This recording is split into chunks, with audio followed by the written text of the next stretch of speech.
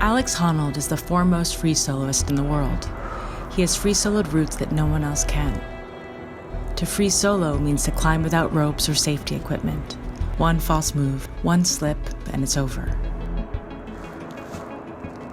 The risk in free soloing is always to fall off and fall to your death. I mean, that's pretty straightforward.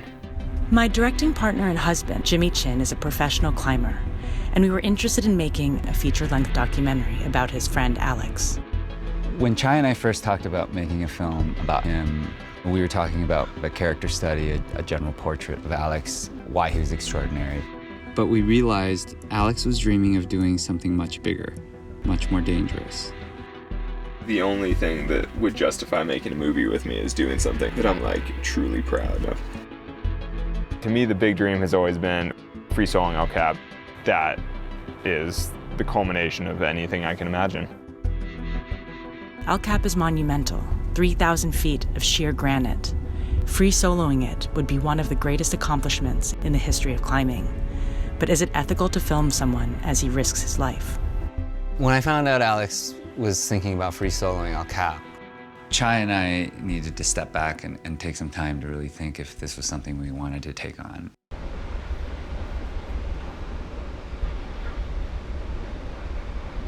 Every journalist and documentary filmmaker goes into situations without knowing what happens next. This is the truth of nonfiction. You can be mindful not to put the needs of a film before those of your subject, but how much precaution is enough? We had this ethical question. Is he more likely to fall when we were there because we can be a distraction than if he's by himself? I'm aware that a camera changes the dynamic in some small way. And when the margins of success and failure are very, very thin, you just don't know what it's going to be that might tip the scale. Yeah, buddy. Hey, guys. Crest of the mountain. That was perfect. I was pretty sick. Mikey looks traumatized, dude. Are you okay? Yeah. It's a little stressful, I won't lie.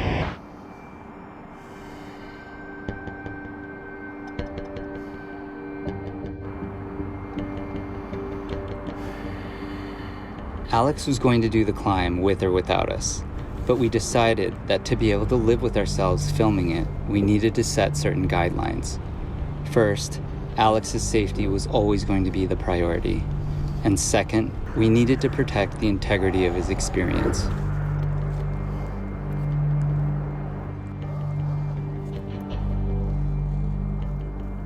To be able to move forward on this film, the makeup of the crew was critical. They had to be elite professional climbers who understood what Alex was doing.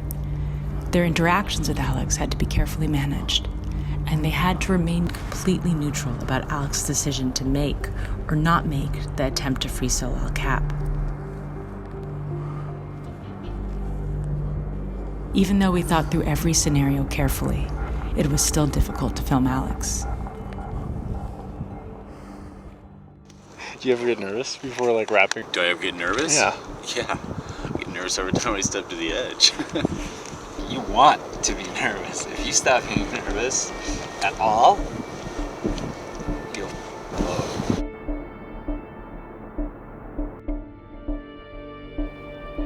See you on the other side. The people we chose for the crew had to be not only great at shooting, but also very strong climbers and able to work under incredibly stressful situations and not make any mistakes. It also helped that the crew was made up of Alex's friends. That added a layer of comfort, camaraderie, and trust. But I also understand the reality of when something unexpected happens that's outside of your control. And then it doesn't matter how good you are. It doesn't matter how talented you are.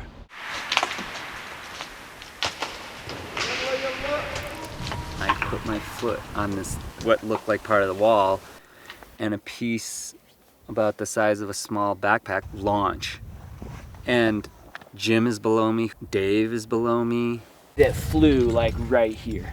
And then another one went right here.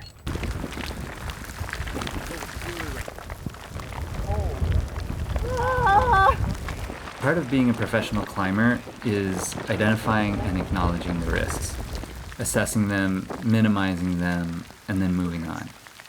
So, yeah. You got real down there. Why are we up here again? We're up here because practice makes perfect, and I am far from perfect.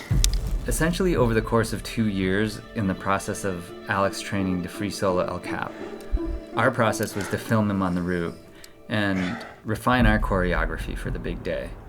One thing we knew was that in certain instances, we needed to give him more space. A good example was the boulder problem, the hardest part of the climb. Alex's issue is not that he could possibly die, it was that he didn't want to die in front of his friends. So ultimately, we decided to film that section remotely to minimize our presence. They're remote cameras because we want to stay out of Alex's line of sight. It was very technical filming the climbing. It was dangerous, it was extreme, and at the same time, we had to capture Alex's most intimate moments and try to get to know this person who was very, very uncomfortable with intimacy as he's preparing for the most difficult thing he's ever done in his life. So you're kind of tinkering in his head, and is that even a good idea? When the guys were still coming down from the wall, Claire Popkin and I would be on the ground and start this, second wave of Alex and filming, where he had to explore ideas that were very, very personal. The most challenging thing about all the Verite filmmaking was that a lot of it we spend 6 or 8 hours on the wall doing very physically toiling work, and then I get down, and then there's another camera with a different crew that's all fresh and ready to hang out for the whole evening, and I'm like, I'm so pooped, I just want to lay down. But those are kind of the key moments in which to film, and I get that, but it's still hard sometimes. More pressing questions of any kind? We followed him for 2 years as he practiced and weighed whether to attempt the solo climb. It's early June 2017. I can tell that Alex is kind of peaking in terms of his training and everything he's doing. We had everybody dialing in our plans. We knew exactly where everybody needed to be, what their shots were, but I refuse, as a personal line that I'm not willing to cross, to ask Alex when he thinks he's going to do it. The directive was to stay out of his sight unless you were filming with him.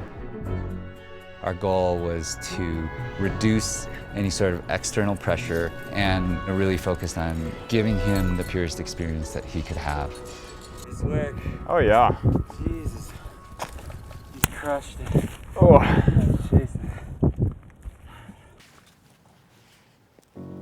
On June 3rd, 2017, he decided he was ready to do it.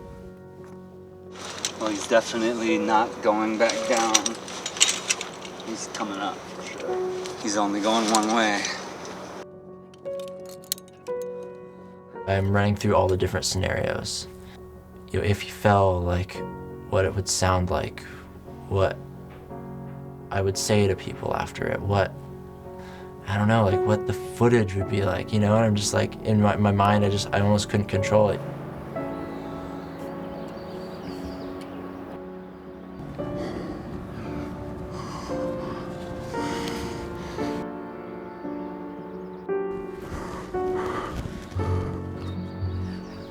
For almost 4 hours, we were on the edge of our seats, watching Alex make his way up El Cap, achieving something no human had ever done before. Oh, God. Oh my God. I'm so glad this is over.